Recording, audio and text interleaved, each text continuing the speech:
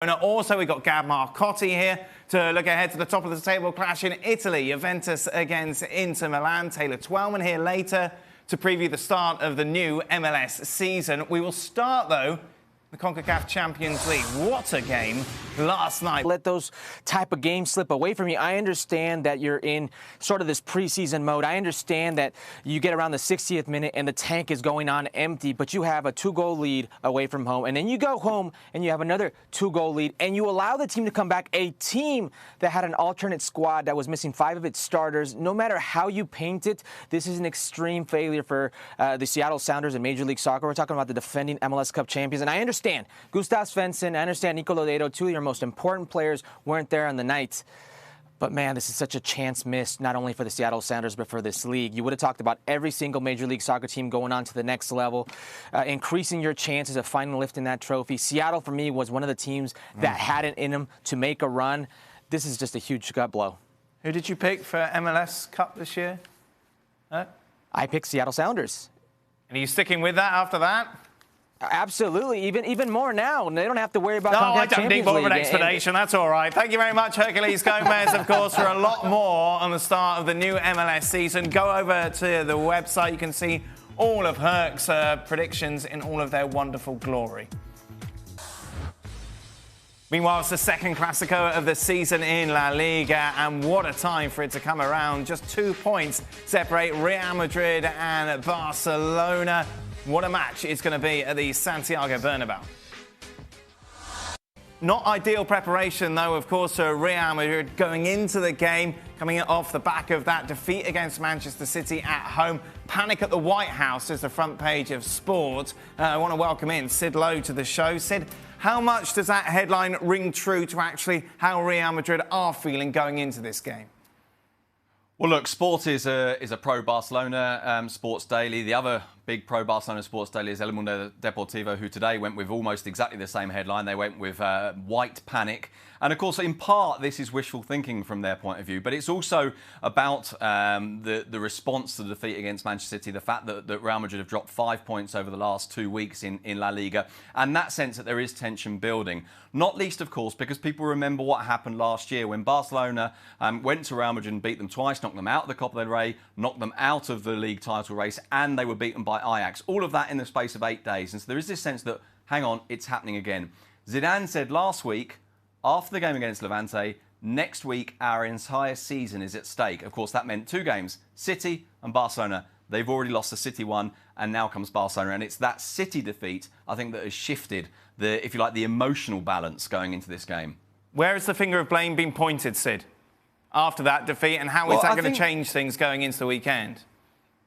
Well, as I say, I mean, look, even on Monday, before that game, one of the headlines in one of the Madrid papers was talking about a psychosis, this sense of fear that the same thing as last year would happen again. And you thought, well, that's really exaggerated. But, of course, by Thursday morning, at which point they had been beaten by Man City, it didn't feel quite like that. Now, there's a finger of blame pointed at Zidane, not least, of course, the decision to leave out Toni Kroos. I think there's been a sense that they allowed themselves to collapse in the last 10 or 15 minutes. But I think the broader analysis, and obviously there's been some questions about the referee just because there always are. I think the broader analysis, though, has looked at this and thought, actually, City were probably the better side for maybe 70, 75 minutes of this game. And that has brought to the surface those doubts that are much deeper lying at Real Madrid about whether they're scoring enough goals, whether that defensive solidity we saw as recently as 2 or 3 weeks ago was actually based on something that perhaps wasn't as tangible as we wanted to believe, and that maybe Real Madrid are just not quite that good. Now, of course, the context of this, Dan, is that things aren't great at Barcelona either. Yeah, that's interesting, boys, isn't it? It's not the Clasico that has been a few years ago. We had 2 real top teams going head-to-head. It's amazing how things change, though, isn't it? Because the whole thing at the Nou Camp was burning. You could smell the smoke like a month ago, and now the worm has turned. It seems like it's... I know there's still issues at Barcelona, I understand that, but it seems the pressure has shifted somewhat. To go back to the game in midweek, I think the bigger concern, and Sid touched on it, was the fact that even City, who kind of never really got out of second gear for a lot of the game, but whilst they had their foot on the neck of Real Madrid, really could have finished them off. I mean, one header in the first half from Benzema was all they could muster. I know it got a little better for them after they scored, and City were under pressure for a bit, but then they took hold again. And I just feel they're not able to control the game like the ones did. I mean, I suppose it was a Kroos or Modric thing during the week, because obviously the Casemiro, Modric and Kroos, there's not enough legs in there anymore, so young Valverde plays. And that's a big decision for him at the weekend. What does he do? Because he needs to try and get control of that middle of the park. That's what they did so well when they were very successful. What is he likely to do, Sid, regarding that 11? That's a very good question, because Zidane does have a habit of surprising us. And, you know, of course, you look at the midweek game and the inclusion of Vinicius. Maybe we saw that coming, but nobody saw the lack of Kroos being a probability. And so I think what he will probably try and do is reinforce the midfield. Looking at that lineup there on the screen, I think you would say that's perfectly plausible. It's also plausible that instead of Vinicius, it's Isco that goes in there to try and create what Craig was talking about, that control in midfield, the number of bodies in there, the players who can keep hold of the ball, which was what was so surprising about the absence of Kroos, because while it's true there are other good footballers in the team, he's the one that judges the pace of the game the best, that maybe doesn't kind of stand out, doesn't do really dramatic things, but gives them that degree of control that they lacked. And I think there are some very significant doubts. That's a perfectly plausible lineup. I wouldn't be at all surprised if we saw a variation which might be Isco instead of Vinicius, though. Does that work for you, Stevie? Adding an extra man in midfield? Absolutely. I think that's a smart move. It's, you know, Sid was talking about, they said there's 2 games for the season and one's gone and they've lost it. They can't afford to just go gung-ho to the wind and open up. So playing 2 up front and keeping it with 4 in the middle, I think it's a smart move, because Barcelona haven't been particularly strong in the middle of the park either. Mm-hmm. We know defensively they can be vulnerable, so it would make sense to be solid and then either hope that you can create, which you haven't done recently, or that they can make a mistake. I think that's a smart move. It would be. Meanwhile, for Barcelona, Sid, they come into the game not exactly flying either. Craig mentioned the problems off the field, but also that game against Napoli was pretty boring. Yeah, it was, wasn't it? I mean, look, on one level, I suppose, and bear with me while I say this, because to start with, it might sound a little bit daft. I suppose on one level, given how poor Barcelona's away performances and results have been, I think I'm right in saying that it's only 2 victories in a knockout game away from home in 10 matches in the Champions League. You go away to Napoli, it's fairly dull. Apart from the moment when you got caught, though, you keep a certain degree of control. You get a 1-1 draw, and you probably think that's quite good. But yeah, absolutely. The response to this was, oof, this isn't very good. Napoli shouldn't be the strongest team in the Champions League. They should be a team that you can go away and beat. And that Barcelona lacked the fluidity in the passing, they lacked pace, they lacked the ability to create chances. And that meant that on Tuesday night, there was a certain degree of pessimism, I think, in Barcelona about the Clasico. Of course, what changed it is exactly what we've just been talking about. Not so much a change at Barcelona, but a change on the other side of the divide. How much does that play in the psyche of a player going into these big matches? Well, the fact that you get a draw against Napoli, people are critical of you, but then you see your opposition lose 24 hours later. Does that play its part at all in the locker room, in the preparation? Do you know, I think from a player's point of view, I'm not quite sure it does. Right. You've still got to go and do the job. In some sense, it might have been better for them if they'd played well against Man City and beat them, and then were a little bit cocky about it. Whereas now, they're under a little bit of pressure, Real Madrid, from their coach and from their fans and from the media in that part of Spain. And they're now looking for a reaction. So it's a little bit of a kick up the backside for them to say, hold on a minute, you know, we got a bit of a doing there against Man City. We need to up our game, change tactics, change players. And I think that's what we'll see from Zidane. Players are so used to forgetting about the last one and you're coming on to the next one. You know, if you talk to any coach, that's all they talk about. Like, that's behind us. This is the most important. So players aren't thinking, as Sid mentioned, this time last year, when it all went wrong with the Barca defeats and Ajax as well. No. That doesn't play into their... No, not at all. Because when you're going into training, part of your job as a coach is to get everything bubbling and get everybody thinking about the next game and go through what you're going to do and all the positive stuff. So you kind of don't have a lot of time to think about the negatives. Because if you did, then that would be a problem. Players are used to just putting aside whether it's good or bad, because if it's good, they'll go, right, you don't get anything for the next game because you were great, so you're concentrating on what you have to do, regardless of the opposition, to win the game. This is Quique Setien's first Clasico, of course, in charge of Barcelona. Sid, he hasn't made that much of a difference, really, has he? Well, I don't know. I suppose let's start by saying, in what way do you want him to make a difference? In terms of the results, I think there hasn't been a huge difference, although, of course, we will never know how the results would have gone with Valverde. I think in terms of the way that they're trying to play, the style, the mechanisms, I think we are seeing a shift. I think we're seeing a shift which has both its good side and its bad side. And I think we're seeing greater control. I think we're seeing a team that is trying to win the ball back quicker than it did before, that's pressing that little bit higher. But then I don't think there's too much doubt that, for example, the first game against Granada, when it was over 1,000 passes, I think when you look in particular at the game in Napoli, there are people looking at that and saying, well, this is Setien. So the possession is all there, but for what? And I think there is that doubt about whether they have yet got, or whether they will ever get, the speed of that ball circulation, the ability to open up spaces, which makes that possession really, really worthwhile. Now, the possession is useful, I think, in terms of control and protecting an otherwise quite vulnerable defence, but it hasn't yet proven to be useful in terms of creativity. Are we expecting the same starting 11, Sid, as the one that drew in Italy? I think we're expecting something broadly the same for one very simple reason. They don't have any other players.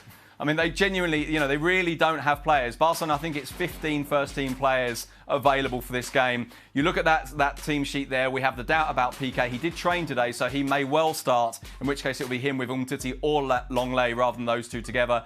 I think the midfield is very likely to be that free.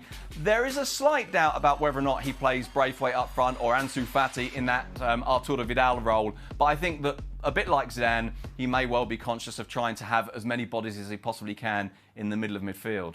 Take a look at how the bookies have this set going into Sunday's game, and not really separating them by that much. Real Madrid with the home advantage. Favourites. Barca only 2-1 though to take all 3 points. Let's get some predictions. Sid, I seem to remember you predicted 2-2 for the last 17 Clásicos.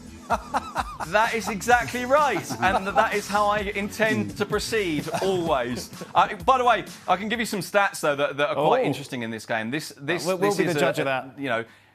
Yeah, OK. If Barcelona win this, it would be their 5th consecutive league victory at the Bernabeu. This is a place where they do go and win. They've won 8 of their last 11 at the Bernabeu. And it's not just Barcelona, by the way, because Quique Setien has been there 3 times as a coach, and he hasn't lost yet. So it's 2-2. He's almost got him off the edge. Almost got him off. Nearly got him off the edge. It's a different... My head says I could see Barca going there and winning, particularly with Messi when his 4 goals was against Eibar last week. But my heart says a response from Real Madrid. Behind in the league, poor against City, probably will make changes at home. Yep. I'm going to go for a response from Madrid, a Madrid win. Madrid win, Stevie? I don't like the look of Langley and Umtiti as a pair. I mean, even Piqué's not 100%. At least his influence would make a difference. So I'm going to say that Real Madrid don't lose. Before we let you go, Sid, who's this game bigger for? I guess it's bigger for Barcelona. Bigger for Real Madrid, if only because Barcelona have a 2-point cushion. In other words, obviously, forgive me for stating the bleeding obvious, but if Madrid win, it's only 1 point. The league title isn't over. But I think if Barcelona to win and it goes open to 5 points plus head-to-head goal difference, which effectively makes it a 5.5-point lead because that can't be overturned with 12 games to go.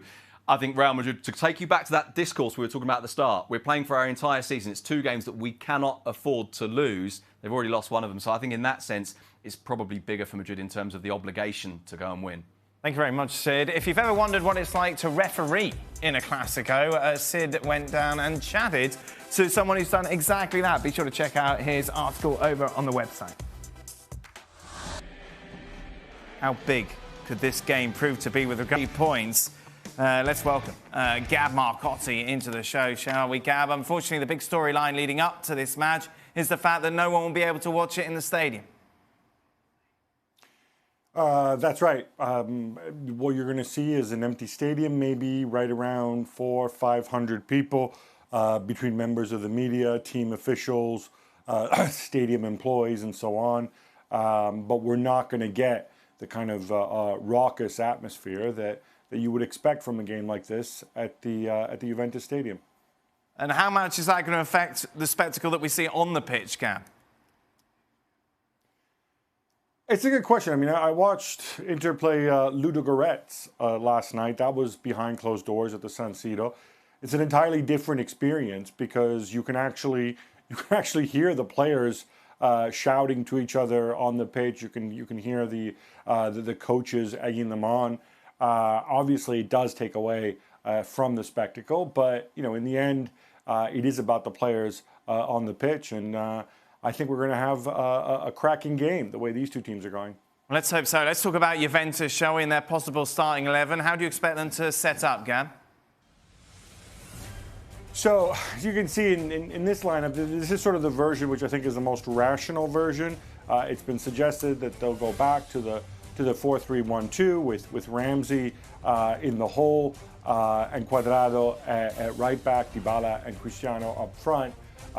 There's also strong suggestion that he might play the lineup that we saw in midweek, which case it would be a 4-3-3, no Ramsey, Cuadrado in the front three, and Danilo coming in at right back.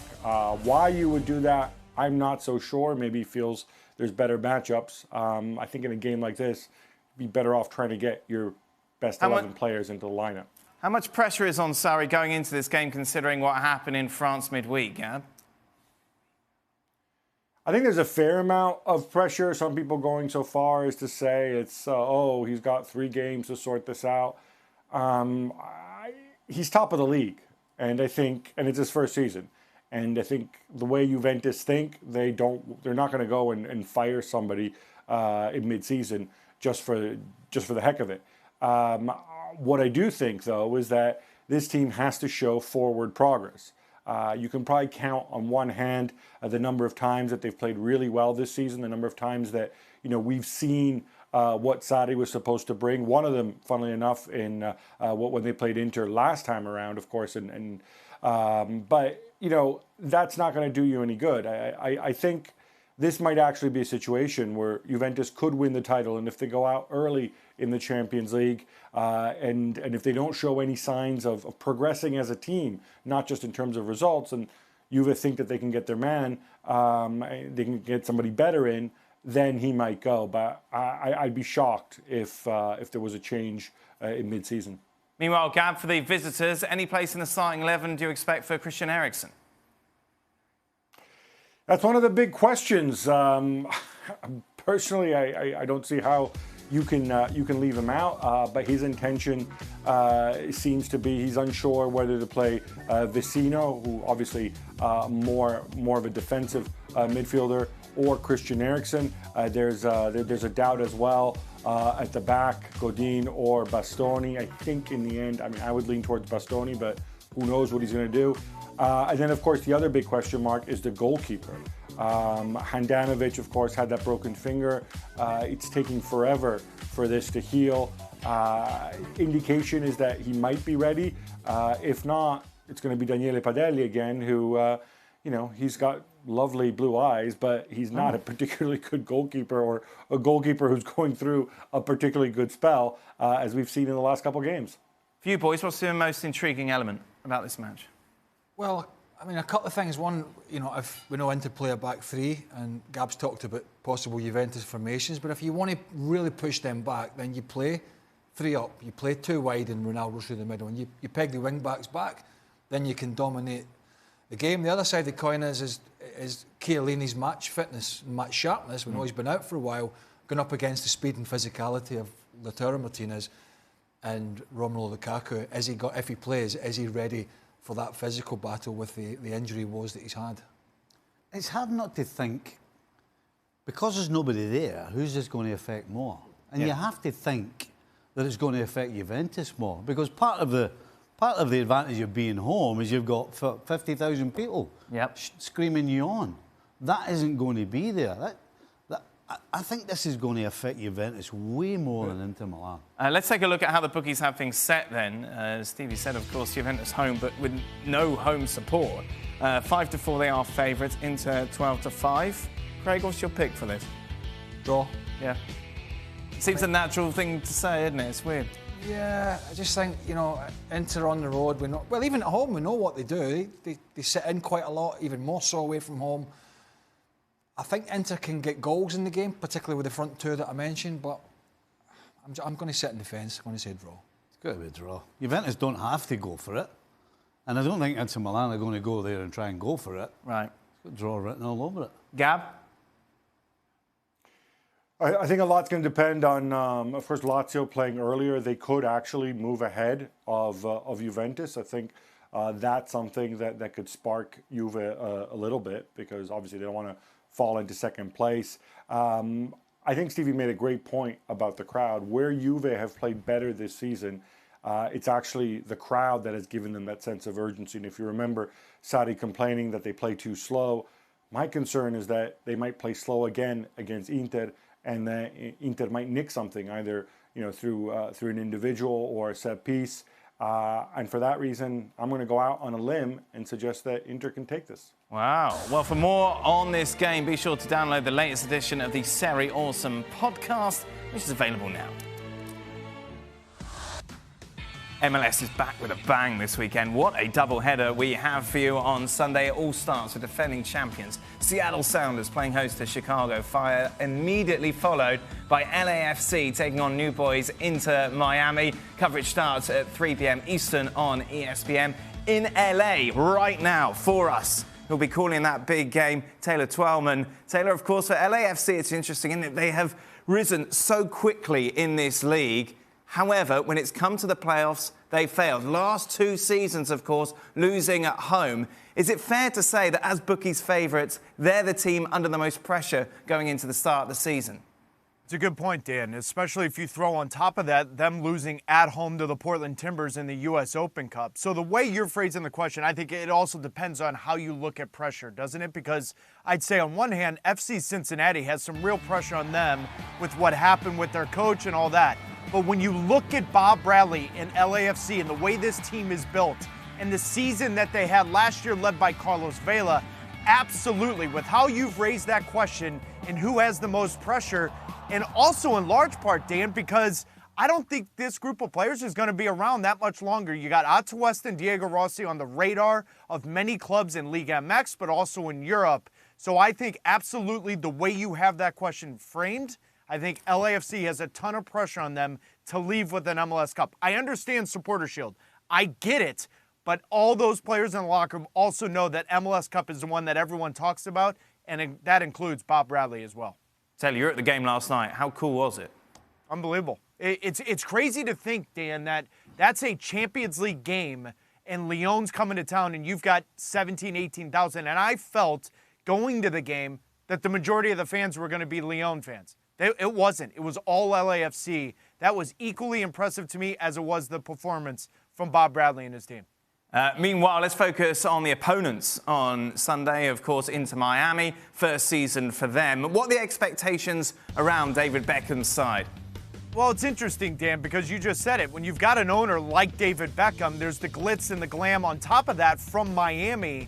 I think they've surprised people a little bit by not going and getting the Edison Cavani's and the David Silvas of the world, mainly because they're asking for $14 million plus net a year, but also just because pragmatically, the way this league is in 2020, you need to be younger and you need to have a known commodity, and that is Liga MX players. I think it's a massive statement, and in the long run, a bigger signing than Chicharito of going to get Pizarro. You're going to spend real money, big money, taking the most expensive player from Liga MX, and also spending real big money to go get a coach and a manager that has had success on this continent. But I remind everyone watching this, the team you watch Sunday is not going to be the same team you see in the middle of the summer. They have one more designated player spot. It could be Cavani. It could be someone else. But they're going to go out and get another important player. And I think the expectations 100% are make the playoffs.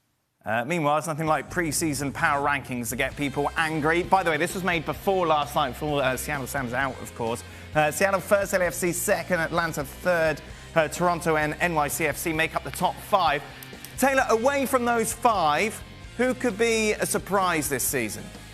Well, it's funny, Dan, you and I, we know Seattle lost in the CONCACAF Champions League, and I actually still think that makes them number 1. So I'm okay with that because they don't have the distraction of CONCACAF Champions League. Are they really on the outside, but the LA Galaxy? When you look at, I think it's an addition by subtraction by getting rid of Zlatan. People are going to think I'm crazy, but he was on his last leg. He could barely move. His mobility on the defensive side of things left LA Galaxy playing a man down for the entire game. Now, I get it. He scored 50-plus goals. How are you going to replace that?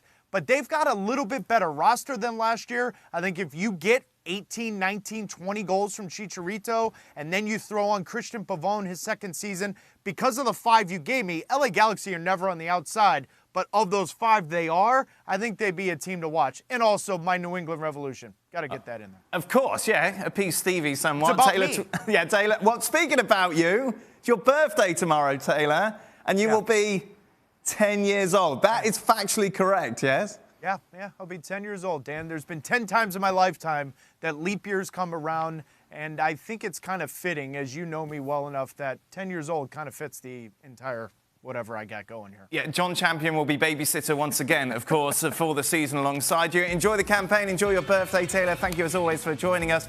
Just a reminder as well, for those outer market matches, ESPN Plus is the place to be. We've got 6 of them on for you tomorrow. All starts 1 p.m. DC United taking on Colorado Rapids. Finishes with Vancouver taking on Sporting KC. We've also got 2 games for you on Sunday. Columbus Crew against NYCFC. And also the Red Bulls take on FC Cincinnati.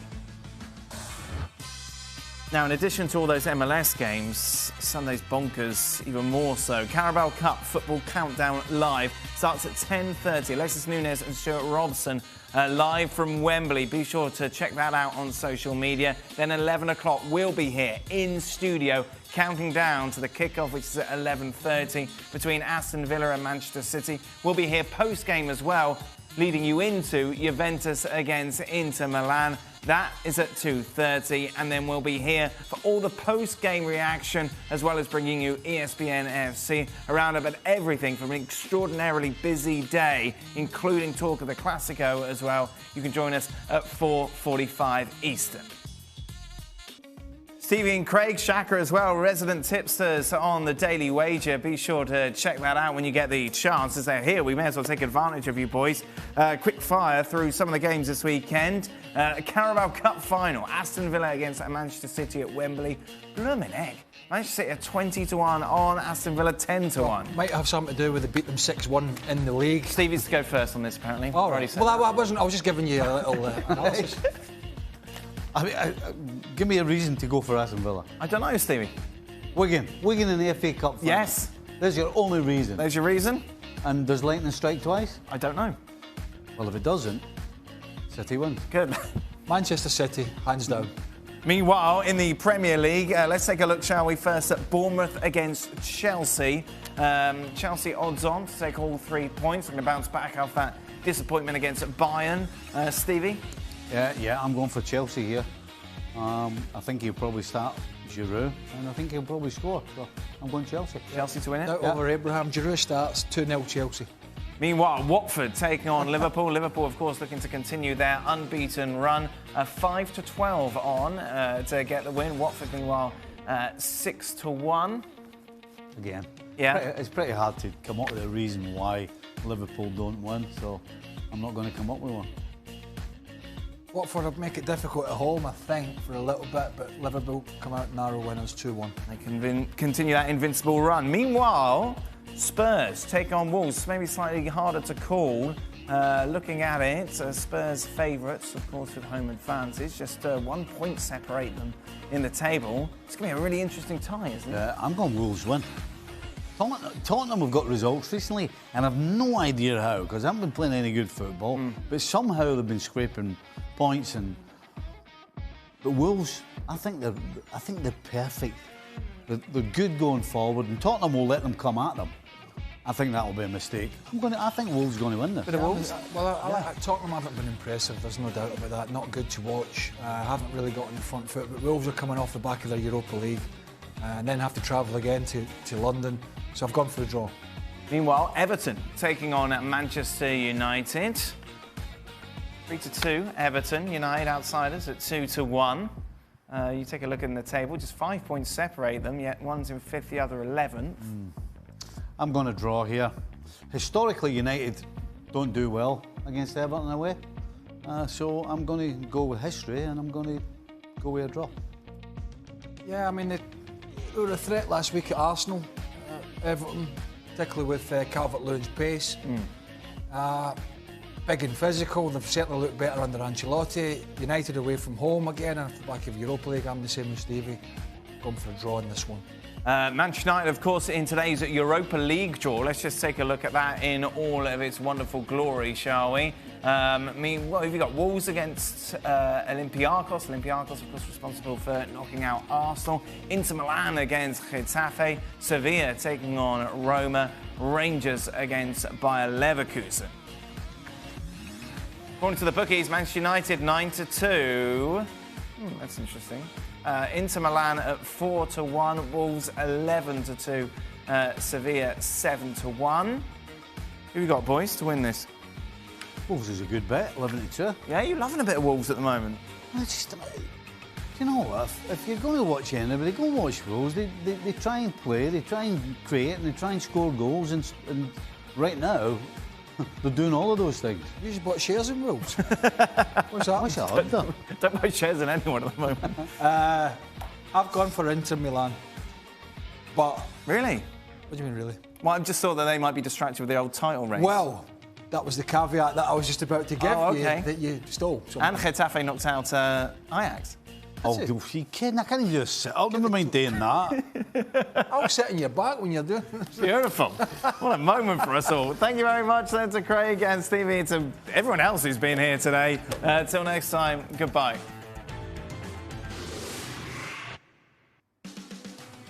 Thank you very much for all your tweets. Welcome to Extra Time. Whose performance in the round of 16 first leg was the worst and why? You going for, gents? I think I'd have to say Liverpool. Oh. I mean, not because they got beat, because, you know, anybody can lose a game, but I think the way they lost it, I mean, they just weren't at it at all. And they were actually fortunate that they're only 1-0 down. It could have been 2 or 3. So I think I'll say Liverpool. Liverpool? It was between PSG and Madrid, and Real Madrid. I think I'm going to have to say PSG losing to Dortmund. Bearing in mind, Madrid were playing City, and they are not everybody's favourites, but they're the bookies' favourites at the moment. So I'm going to say PSG. Sid Lowe's with us as well. Sid? Well, I mean, I know this is a game that probably was the least watched of all of this round of games, but Valencia in Milan against Atalanta were absolutely awful, and they're basically out. They basically know they've got no chance. They could have conceded even more goals than they did, so that was the worst. Obviously, of the big names, then I suppose I'm tempted to go with Stevie. I think, you know, of course, everybody knew that it wouldn't be easy against Atletico Madrid, but given how Liverpool have been playing, I think we all expected them at least to score. How excited is Craig for the Hall of Fame? Of course, Premier League announced yesterday there will be a Hall of Fame. It's right up your street. Yeah. I haven't read the minute detail of it. Well, I've pretty much summed it up. There's going to be a Hall of Fame for the Premier League. An American-style Hall of Fame, which means nothing to me because I don't know. And I've seen people chipping out who I've no interest. No? No. If they invited you to go? It's like the fifth. What do you call that Scottish thing? We're playing for Scotland. Scotland Hall of Fame for having 50 caps. What was the name of the Hall of Fame in Scotland? Yeah, the Hall of Fame. I finished with 46 because I retired, and it's like, who cares? No. You get 15 years. Have you seen some of the daubers that are in it? No. Good grief, they're giving caps out like confetti. So no, I'm not. I don't bother with. Is there a Spanish Hall of Fame, Sid? No, but La Liga, who over the last 2 or 3 years have tried really, really hard to build on some of these things that the English League do, will, I think, do one fairly soon. You know, there's now a Player of the Year award that there wasn't officially until about 5 or 6 years ago. They're starting to push this kind of thing a lot, so I think there will be soon. I heard the Premier League are going to do the opposite. They're going to tag on to the Spanish emergency signing thing. Well, that leads us on to the next question, actually. Does it? I'm a fan of Craig and Barcelona. This person seems torn now. Since the Braithwaite signing, I feel we started to hate Barca, and I'm heartbroken. Oh, breaking hearts everywhere, Craig. It actually wasn't Barcelona's fault. It was the Spanish League, wasn't it? Correct. Yeah. No, I don't. You don't hate anyone? Don't hold grudges. I just was a bit frustrated. What are you looking at? Don't hold grudges. Oh, yeah. I don't hold grudges. I don't hate Barca, no. I don't hate them. But I was frustrated. I was more upset for Leganés. Exactly. Big Leganés fan. And now now. they can't go. Oh, that's a different part. You love an underdog, don't you? Yeah. He loves an underdog. James Rodriguez's situation is very strange, Sid. Why isn't Zidane playing him? Because every time he's played this season, he's done great. Yeah, I think I probably wouldn't quite go so far as to say that he's been really great every time he's played, but I find it slightly baffling because one of the things about James Rodriguez is his delivery is so good that even if he has a game where he doesn't play well, you know he will provide at least one, maybe two clear chances in that match. And so it's surprising, particularly in the context of Zidane doing quite a lot of rotations. If you're going to do a lot of rotations, it seems odd not to use him more. Final question, is there a Scottish equivalent to Xhaka's Carnival? Well, we've got the Highland Games. Right. So if you like tossing the caber. What is tossing the caber for people who don't know? Stevie? It's a rather large... It's basically a telephone pole. Right. Right? Yep. And what you got to do is try and flip it the other end up. Okay. But if you can get it to go straight over, you get more points. Straight over what? But without If you touching the ground. if you flip it straight, I don't know. So what you try to do is flip it straight, right? Okay. If it goes side to side, you lose points. Right. Have you ever tried it? Yeah, right. No, yeah, it's big gentlemen. Yeah. Or ladies. Right. No. It's a Highland thing. Right, okay. What about the Edinburgh tattoo? Would that count? Edinburgh. Oh, the Edinburgh Festival is... Yeah, that's the comedy festival. It's a isn't comedy it? festival. Yeah. You also have the tattoo, don't you? It's not quite carnival, though, is it? I'm just giving you options. What's I'm the not saying one thing or another. What's the tattoo, for people who don't know? It's at Edinburgh Castle, and it's basically it's just music, Right. as much as anything else. Sid, did I see your son dress up for, like, your village carnival? Yeah. Yeah, they went different things each day. So one day it was they had to go in brightly coloured clothes. The next day it was in pyjamas, and the next day it was in medieval gear. So as a knight with a shield and all that sort of stuff.